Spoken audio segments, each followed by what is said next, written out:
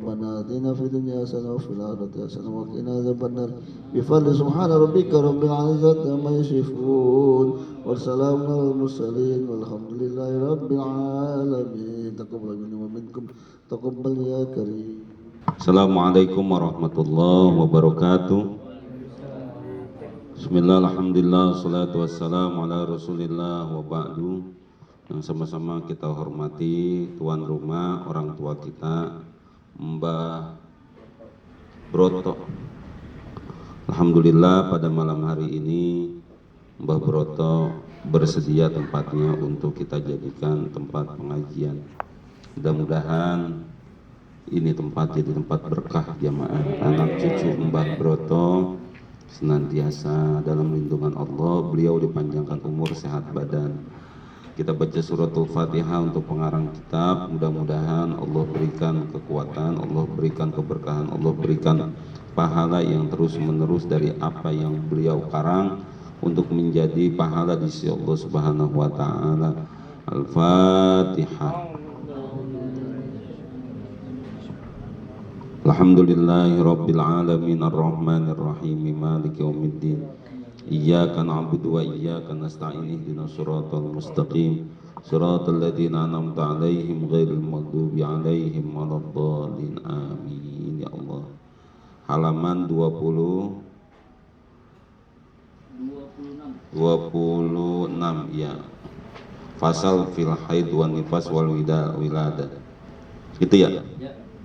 Bismillahirrahmanirrahim. Alhamdulillah, salatu wassalamu ala rasulillah wa ba'du. Faslun fil haidi wan nifasi wal wiladati. Fasal bermula ini fasal pada menyatakan haid, nifas dan wiladah. Kita tidak terlalu panjang untuk membahasnya, kita hanya membacanya jemaah. Adapun haid itu yaitu darah yang keluar daripada kubul perempuan dalam keadaan sehat badannya dengan tiada sebab. Dan sekurang-kurangnya umur perempuan itu 9 tahun dan sekurang-kurang lamanya haid itu 1 hari 1 malam. Dan selama-lamanya haid itu 15 hari. Jadi kalau lebih dari 15 hari bukan haid jamaah, namanya istihadah. Apa itu istihadah? Penyakit. Berarti itu orang punya penyakit. Kalau udah lebih dari 15 hari ternyata darah masih keluar dari kubul. Kubul itu bahasa sopannya fikih, kalau bahasa kitanya itu kemaluan, maka pasti ada sesuatu kalau lebih dari 15 hari. Dan 15 hari dan malamnya. Dan biasa 6 atau 7 hari. Jadi kebiasaan orang haid itu kalau enggak 6 ya 7 hari biasa. Dengan malamnya. Adapun nifas yaitu darah yang keluar dari kubul perempuan sesudah melahirkan anak. Dan sekurang-kurang lamanya nifas itu 1 lahzah. Artinya sebentar seperti orang meludah. Dan selama-lamanya 60 hari. Lebih dari 60 hari berarti ada penyakit itu. Tetapi biasanya sih kan ini sekarang yang dibicarakan yang paling rendah lahzah sebentar kayak orang meludah, paling lama 60 hari ya. Nah, cuman biasanya 40 hari. Maka jika lebih dari 60 hari darah itu darah penyakit.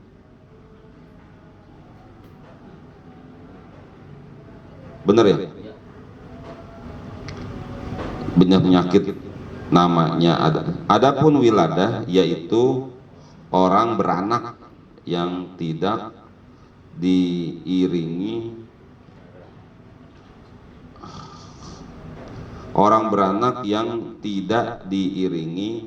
darah. Jadi ini kok begini penjelasan. Jadi tapi saya ingin memberikan gambaran kalau wiladah itu ketika anak itu lahir maka di situ akan ada darah itu jamaah yang keluar.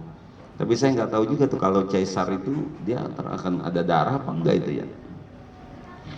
Nggak ada, kering ya.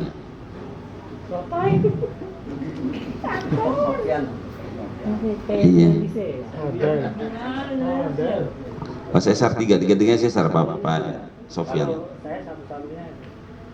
Nah, tidak tahu ya. Aman ya. Kok saya suruh ngomong bro? Aman dah kayaknya. Aman ya? Langsung diberi. Enggak, karena dia tetap akan keluar setelah itu, dia tetap keluar juga. Dan namanya darah nifasnya. Cuman pada saat dia, cuman kan bedanya mungkin dia makan diambil gitu kali ya, gitu. Nah, jadi ketika anak itu diambil kan darahnya enggak mengiringi. Nah, jadi ntar nifasnya mah ada. Belakangan itu ya. Ada nifas. Jadi kayak main dong. Enggak, tetap nifas nih.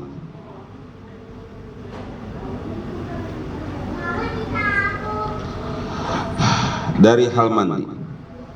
Bermula rukun mandi itu dua perkara. Pertama niat, dan sekurang-kurangnya niat mengangkatkan janabat atau haid. Aku niat mengangkat hadas besar karena Allah. Aku niat mengangkat haid karena Allah. Itu aja sekurang-kurangnya. Maka wajib menyertakan niat pada mula-mula membasuh satu suku daripada badannya. Jadi memulai niat mandi itu ketika kita memulai mana yang mau kita mandiin pertama kali. Mau mulai dari badan di sini misalkan, maka niat dah. Aku niat mandi hadas besar karena Allah. Gitu jamaah. Karena ini kan masalah kontinu dari sebuah pendapat Imam Syafi'i bahwa niat itu di awal muqtarinan bi fi'lihi. Jadi dibarengi dengan perbuatan yang pertama itu baru niat gitu. Makanya dalam hukum fikihnya itu ketika dia mau mulai mandi, apa yang mau disiram maka di situ dia mulai niat.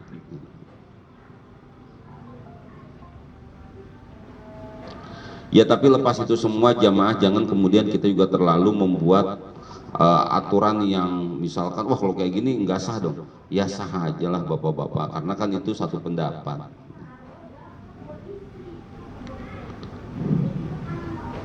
Dan kedua, meratakan air ke seluruh badannya, rambutnya dan bulunya sekalipun tebal. Semuanya itu jamaah, jangan sampai ada yang ketinggalan. Ya pokoknya jangan sampai ada yang ketinggalan aja itu semua anggota tubuhnya. Jadi kalau emang ada rambut, ada bulu itu betul-betul dipastikan dia masuk ke dalam ini sela-sela rambut atau bulu itu.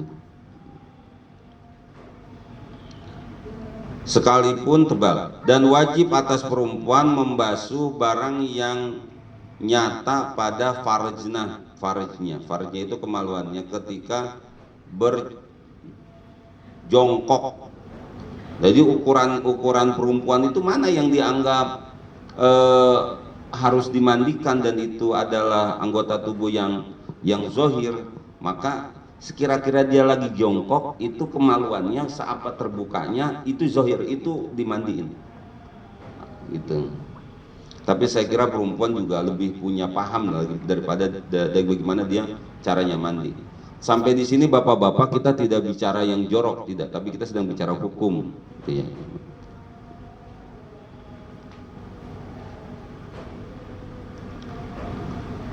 Karena itu hukumnya. Nah, itu kan daripada zohir jasad juga. Dan jika tidak dibasuhnya sekalipun lupa, maka tidak sah mandi. Berat itu, ini apa namanya perempuan. Jadi nggak bisa dia, maaf ya, misalkan mandi pakai shower tuh, mandi pakai shower tuh dia harus betul-betul yakin itu ketika dia jongkok itu apa yang terbuka dan itu harus kena air.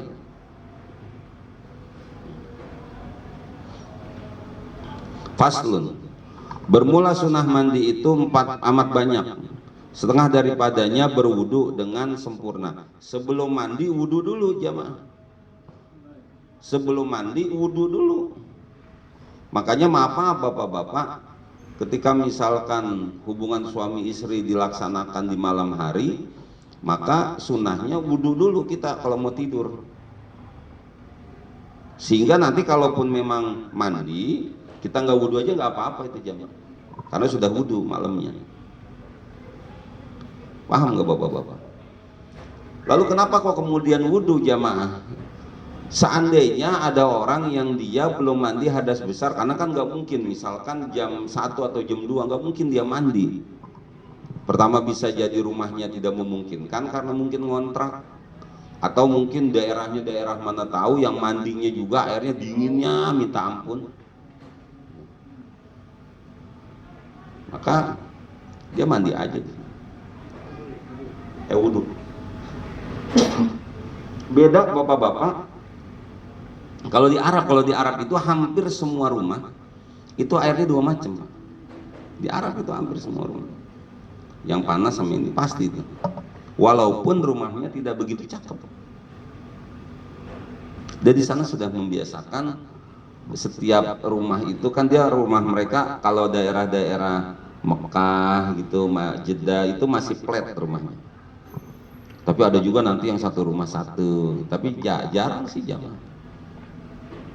Orang Arab itu nggak kayak kita bapak-bapak, rumahnya itu dia satu komplotan, satu komplok gitu. Dah, ntar udah selesai itu tuh apa namanya, gurun lagi, udah gurun, ntar berapa kilometer baru kemudian ada kampung lagi gitu, ngumpul tuh ke kampung.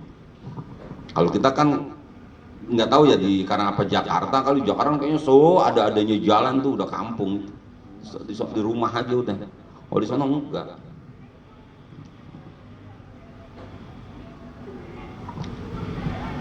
Jadi itu jamaah berwudu aja dulu, karena kalau seandainya terjadi sesuatu meninggal dunia itu orang, dia sudah dalam keadaan mandi hadas besar. Sekalipun juga kalaulah misalkan dia belum berwudu itu jamaah, kemudian habis itu besok pagi dia meninggal, itu nggak ada masalah juga. Kenapa? Karena yang pertama memang itu sama istrinya, yang kedua dia antarkan dimandiin sama amilnya, ada mandi hadas besar. Makanya jamaah selalu saja ketika memandikan jenazah itu salah satu yang harus dilakukan adalah mandi hadas besar untuk jenazah.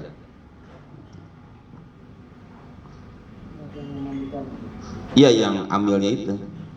Aku niat mandi untuk jenazah ini karena aku niat mandi hadas besar untuk jenazah ini karena Allah Ta'ala. Mandi. Aku niat wudu untuk jenazah ini karena Allah Ta'ala, wuduin.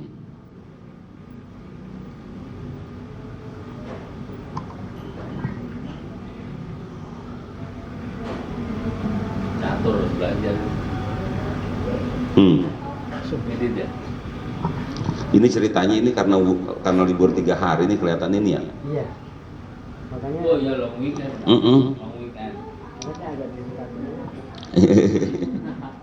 Iya, libur 3 hari ini kita ini. Ya Allah.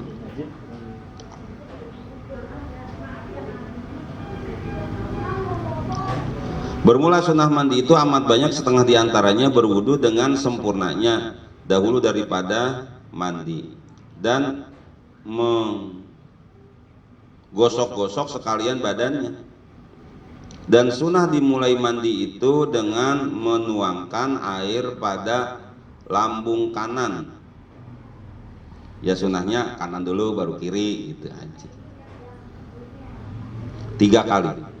Dan pada kiri 3 kali, serta diratakan tiap-tiap sekali pada suku-suku badannya, siku-siku.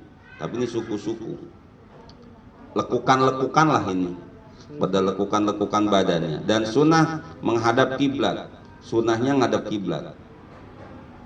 Dan sunnah membaca doa kemudiannya seperti doa lepas berwudu, dan makruh mandi berlebih-lebihan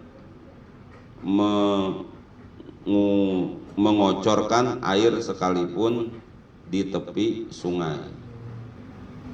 Jadi dia punya airnya itu terlalu berlebih-lebihan jamaah. Memang ini masalah kita bersama jamaah ketika kita bicara tentang wudu, mandi, itu kan yang paling berat itu bagaimana kita bisa menjaga agar wudu kita itu tidak mubazir. Sementara kan ini kita nggak ngomong hadas besar ya, wudu aja itu kan akhirnya kadang-kadang kenceng banget gitu. Padahal Akhirnya kenceng, yang di samping lagi wudhu kecipratan, sono kecipratan gitu. Apalagi model-model anak-anak ya gitu jemaah. Maka yang sederhana aja lah wudhu sekira-kira memang pantasnya orang untuk berwudhu gitu jemaah. Ya.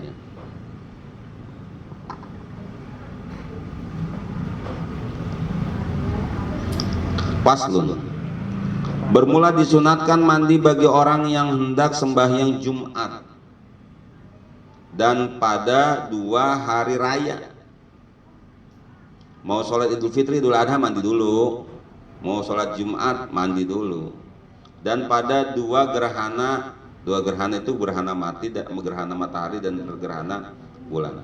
Dan bagi orang yang hendak sembahyang minta turun hujan, namanya istisqa.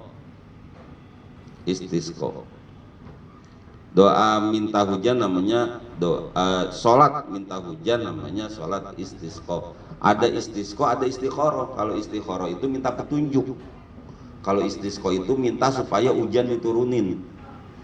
Cuman di Jakarta kan malah sengaja hujannya ditahan, bukan diturunin, ditahan. Sebab kalau nggak ditahan tuh jamaah, dengan teknologi hujan kita itu lumayan di Jakarta. Teknologi.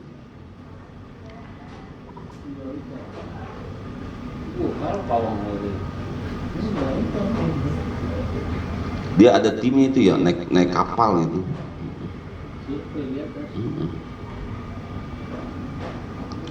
Dan lagi orang yang hendak masuk Mekah dan Madinah, sunnah untuk mandi.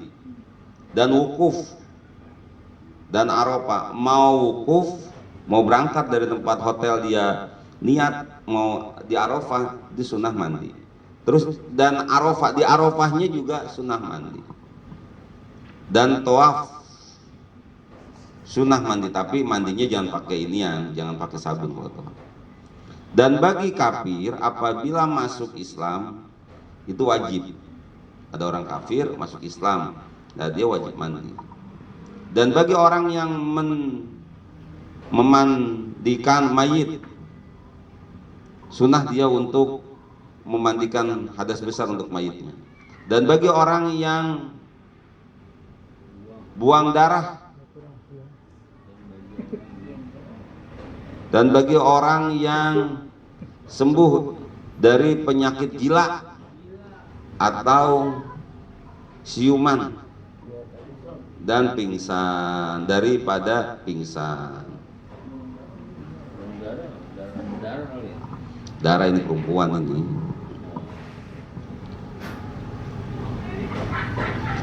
Dah selesai nih Pak. Baru kita nanti bicara, enggak maksudnya ini selesai bahasan fikih. Gitu, ntar berikutnya kita masuk pembahasan tauhid. Saya lanjutin dulu deh Pak, ini bagus nih. Bermula yang wajib bagi Tuhan Azza wa Jalla dengan tafsil itu yaitu 20 sifat. Tafsil itu dengan rinci 20 sifat yang telah daku oleh dalil akal dan dalil nakli. Nanti ada dalil akli dalam ilmu tauhid, itu ada dalil nakli Pak. Dari dalil nakli itu berdasarkan Al-Quran. Kalau dalil akli itu berdasarkan logika. Contohnya begini, semua yang ada di alam ini pasti binasa. Dan ngelihatnya kita persekarang dengan niatnya lihat sesuatu kita 2 menit yang lalu itu beda. Jadi melihatnya kita terhadap sesuatu hanya jarak 2 menit itu sudah beda. Lihat 2 menit, terus kita mundur lagi, itu udah beda jemaah. Itu tauhid itu jemaah. Loh, kok beda? Ini kan kayak gini nih, sama-sama aja. Nih contohnya ini tembok. Mungkin kita akan ngomong enggak, tetap aja begitu juga. Enggak juga jemaah. Apa yang kita lihat sekarang dengan yang berikutnya itu udah beda. Ini tembok. Taunya dari mana? Ini tembok ntar lama-lama warnanya kusam. Gitu. Kusam itu jemaah. Artinya apa yang kita lihat sekarang dengan 2 menit yang lalu itu beda. Enggak sama. Itu dalam kajian tauhid. 20 sifat yang telah aku oleh dalil akli dan dalil nakli atasnya, dan tersebut di bawah tiap-tiap satu sifat dengan maknanya beserta dalilnya. Maka sepatutnya orang mukmin yang mengiktikad pada Allah berlaku dan bersifat dengan sifat itu demikian orang mukmin yang sempurna. Lah kalau orang yang sempurna mah orang yang beriman, dia harus mensifati sifat-sifat Allah. Allah Maha Pemberi, ya kita pemberi. Allah Maha Pemaaf, ya pemaaf. Allah Maha Pengampun, ya pengampun. Kitanya gitu. Maka dalam kaidahnya itu takhallaqu bi akhlaqillah. Berakhlaklah dengan akhlaknya Allah. Jadi karena apa yang kita lakukan itu tersimpan di dalam memori, dan jadilah kita manusia yang seperti Allah. Allah Maha Penyayang, Allah Maha Pengampun, Allah Maha Pengasih, Allah Maha Pemberi. Allah nggak sombong. Allah tuh sombong, tapi kita jangan sombong. Gitu. Karena kalau Allah pantas sombong, al-mutakabbir. Kalau kita jangan.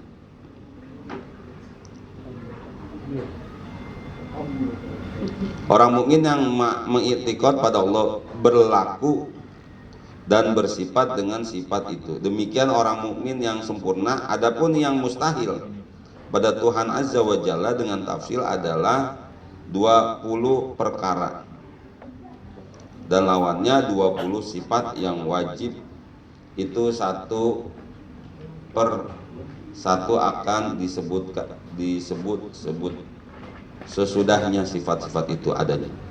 Adapun yang mustahil pada Tuhan Azza wa Jalla dengan ijmal, yaitu seperti yang tersimpul di dalam perkataan munazzahun an kulli naqsin wa ma khatara bil bali.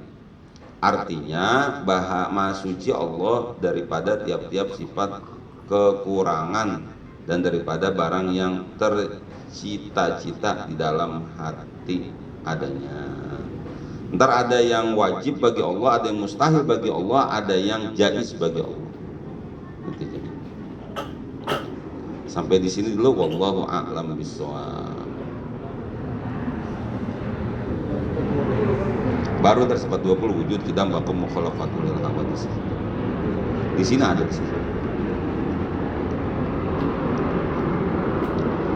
Alhamdulillah makan udah keluar tuh. Tapi kita beda.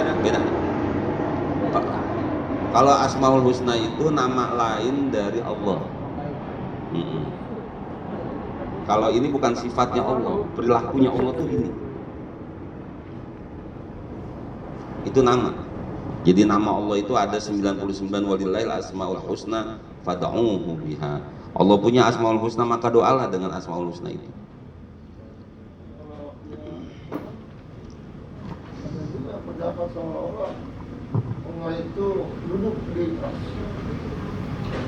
seperti duduknya manusia, itu kan berarti menyamakan dengan makhluk. Jadi begini jamaah, ada nanti orang berpaham, orang-orang yang dia punya pemahaman fikih, tapi beda dengan orang yang punya pemahaman tauhid. Itu jamaah di Al-Quran yang orang jamaah haji pada dapat itu jamaah ketika dia pulang dulu sebelum pandemi kayak gini, itu di bandara dikasih Al-Quran cetakan Madinah yang ada terjemahannya. Nah, salah satu yang ternyata itu harus kita perhatikan ketika di sana ditafsirkan wasi'al kursiyus sama kursi yang dimaksudnya adalah duduknya Allah seperti ini. Ini yang paling sah gitu. Yang paling benar tuh ini. Waduh. Nah maka dalam tauhid nggak bisa. Masa Tuhan duduk seperti duduknya manusia?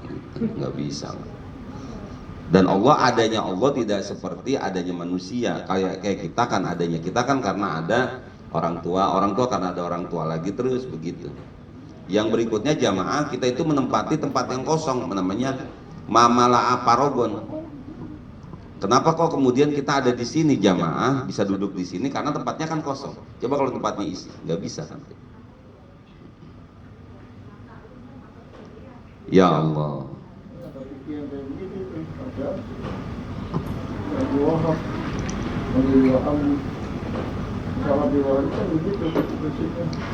Makanya jamaah maaf ya ketika bapak-bapak sudah mulai berani menyalahkan orang lain, itu jamaah itu udah tanda itu.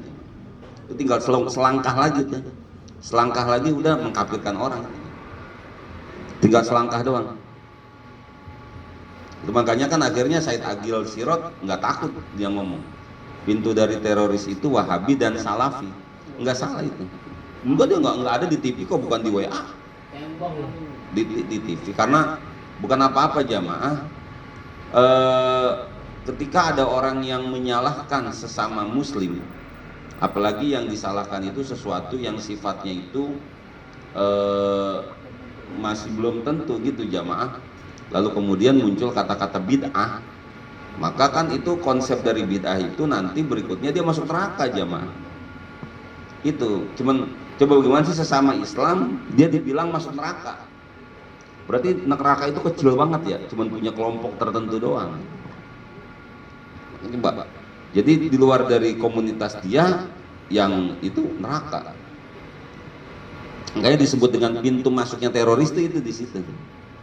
Karena sudah mulai menganggap bahwa orang di luar dia itu imannya nggak bagus, orang di luar dia itu imannya nggak sempurna, orang yang di luar harokah tuh gerakan dia itu nggak bagus lah semuanya gitu. Nah itu kan udah tinggal dikit lagi ntar tinggal ngomong di luar dia kafir. Selama ini kan di luar dia nggak masuk surga itu doang. Ntar lama-lama bisa di luar dia kafir. Nauzubillah. Wallahu a'lam bishawab. Kita masuk ke surat Yasin. Gini, Mbak. Terima kasih Mbah, enak ini teh. Cuman mitosnya itu kalau minum teh nggak boleh makan semangka. Semangka, ntar katanya mati. Sofia, nice Sofia. Minum teh langsung semangka. Terus Iya. Tempenya sambil dimakan jamaah. Ini nggak taruh, ini belum kelar. Emang mau udah kelar aja? iya, jadi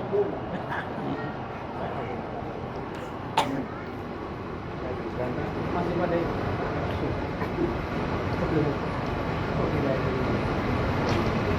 Halaman alhamdulillah 60 berapa? di rumah. 68. Bukan di rumah.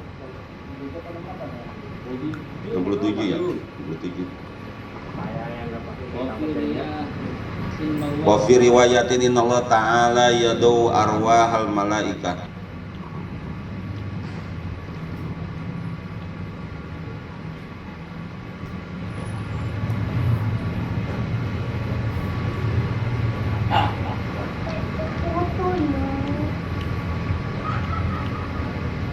Kita pun juga pasir.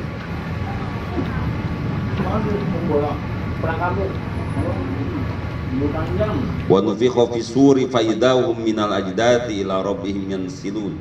Ini kan masih membahas tentang ketika malaikat Israfil wa nufikha ditiupin itu sangkakala ini jemaah. Yang pertama pada mati semuanya, yang kedua pada bangkit, yang ketiga dia dikumpulin. Bismillahirrahmanirrahim. Wa fi riwayatin annallaha ta'ala yad'u arwahal malaikati fi awwali takbim minas suri.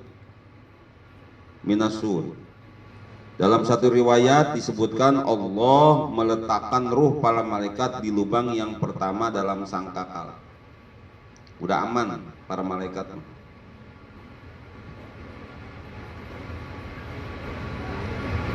Wa fitani arwahul auliya was salihin fi sukbi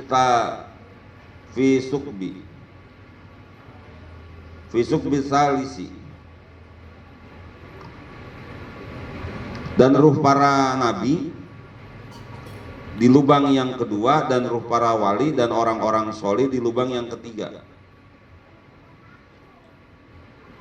Jadi ntar yang meninggal itu nabi dulu jamaah. Artinya yang mendapatkan tempat itu ruh itu nabi dulu. baru para wali. Kita terakhir berarti. Romannya kita terakhir gitu jamaah. Tapi kalau Pak Sofian mau duluan ya monggo. Bukan itu, teknis. Terus nggak ada yang mau nyolek sih. Masya Allah. Masa iya. Udah jangan coba-coba, jangan. Enggak coba-coba kok daripada nggak ada yang makan. Kalau banyak kali ya. Warwahul mu'minina wasyuhada'i fi takbir rabi. Ruh orang beriman dan para syuhada di lubang yang keempat. Warwahul jinni fi takbil khamis. Arwahnya jin di lubang yang kelima. Warwahu syayatin, arwahnya setan itu fi takbis sadis, di lubang yang keenam. Warwahul kafiri wasairul hayawanati fi takbis sabi. Dia ada di lantai yang ketujuh. Inna waliin li'anna Nabi sallallahu alaihi wasallam, ini dasarnya apa? Kata Rasulullah, lamma su'ila ansuri, manakala beliau ditanya tentang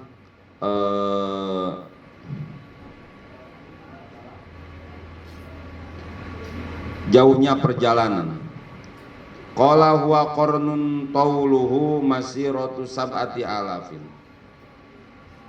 Jadi ternyata masih ada juga warwahu syayatin fi takbisadi fi takbisadisi, arwahnya setan itu di tempat yang kelima. Warwahu syayatin, arwahnya setan itu fi takbisadis, yang tempat yang keenam. Warwahul kufar wasairul hayawanat, kafir dan hewan-hewan fi takbisabi, itu di tempat yang ketujuh.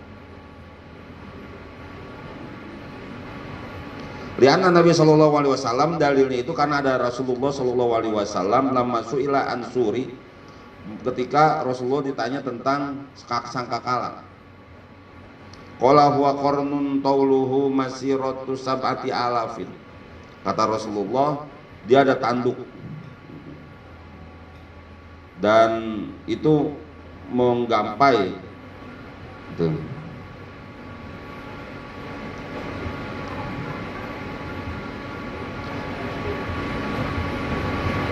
Jadi ada tanduk yang panjangnya perjalanan 7.000 meter, dan tanduk itu terdapat 7 dari satu lubang di lubang lainnya sejauh perjalanan 1.000.